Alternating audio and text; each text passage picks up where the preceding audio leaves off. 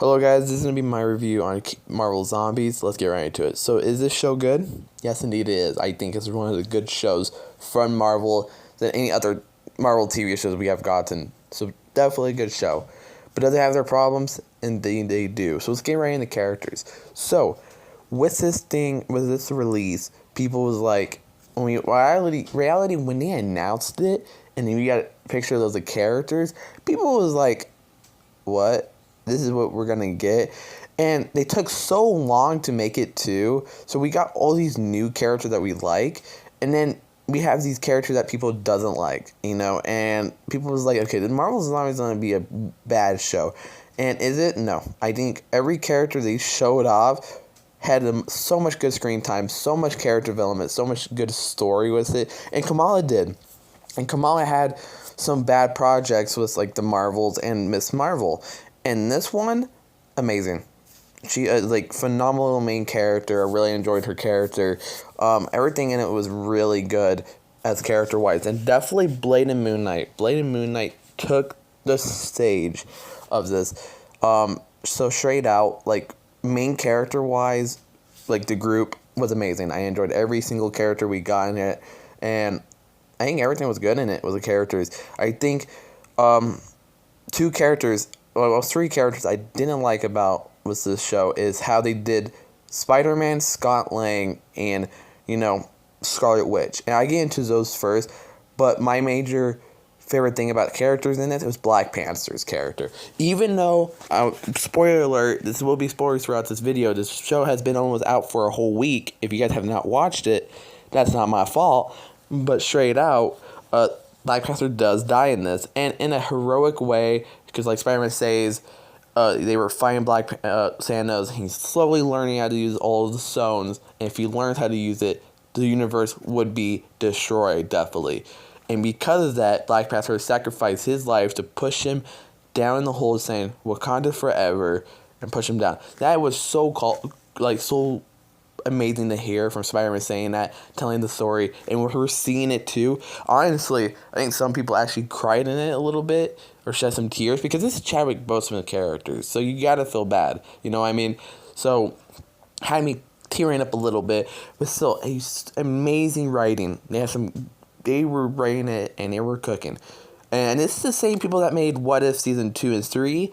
So applause to that, I think. Unless it was a different writer, I could just be wrong, but straight out, same people that made a What If show, and I'm not a big fan of the What If show because of season 2 and season 3. But yeah, no, straight out, amazing character. But then let's just start before we go to Scarlet Witch, because she's the main villain, right? Let's go to Spider-Man and Scott Lang.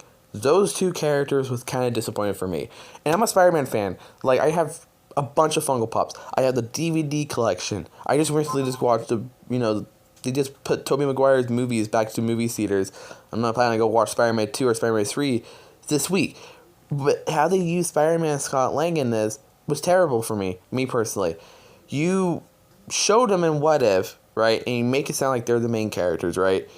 You were going to make this into a movie, but you're like, we have Spider-Man in it. We got to make it into a TV show, or we had to be paying Sony some big money, So they straight out put it as a show. But honestly, Spider-Man was only in it for almost, I'm going to say, a 7-minute screen time. 5-6 minute screen time. Bro was practically just in it for a little bit for the fans, and it disappeared. And same thing with Scott Lang, but he had less. I wish they used them a little bit more than what they did, because I feel like there were major characters in the story, and you guys kind of just sidelined them almost. And maybe that's just me, but I just think they sidelined them too much. But were their characters bad in the show? No. I think they really did good in it. Very much love it. Same thing with, I think a new character development was Hulk too. How they made Infinity Hulk. Well, really just, not really even the Hulk too. It's just a guy, Hulk's body was a bunch of Infinity Stones. So, I'm going to talk about that with Scarlet Witch. But yeah, straight out, I wish they used Spider-Man and Scott Lang more. And then we go to Scarlet Witch, okay? I'm going to show some footage while I'm talking about this, okay? But this guy pointed this out to me in a video. And this is why I'm redoing this recorder, and this is why it's been taking so long.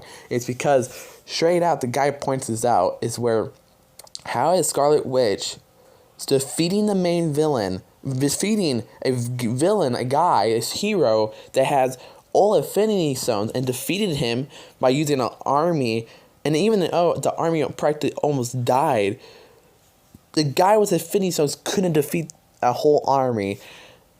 That's what was like, what? That was the confusing part, because this is Infinity Hulk is practically Infinity Voltron. Ultron. Not Voltron. Ultron. And same thing with that. Infinity Ultron wiped the Scarlet Witch so fast, if you see the footage. And the same thing with another character that just has one Infinity Stone, and she defeated the Scarlet Witch very fast. So when it becomes this Infinity Hulk, it's just like easy wiped. Like, she literally defeated Infinity Hulk so fast. Didn't even blink an eye, you know. She just teleports right in front of him, puts his hand, and boom. She practically won. And I was like, no, that just doesn't make any sense. How could this, and how is she even alive, okay? Because last time I remember, and I don't know about the part with the female stone, where she only was using one stone to defeat the Scarlet Witch. I don't know if she killed her, or, you know, she still was alive. But with Infinity Ultron, he literally wiped out the Scarlet Witch. Literally exploded the Earth with Scarlet Witch. So how is she even alive? You know what I mean? She should be dead, honestly. You know what I mean? But she's not. So that way I was like, yeah, you got a point. You got a point, man. That does not make any sense. So either there's two options. The Watcher did it or the TVA did it, right? Or second option, they totally forgot. They were like, okay, so we kind of need a villain, and like how this What If kind of did it. We can't, you know, do the other sideline with Galactus, Silver Surfer, or like the Marvel Zombie comic books. We might have to use the Scarlet Witch as a villain, but we kind of killed him out like almost like 2 times. We're just gonna forget about that, you know? And I'm like curious about that. But either way, with Scarlet Witch, still not a bad character.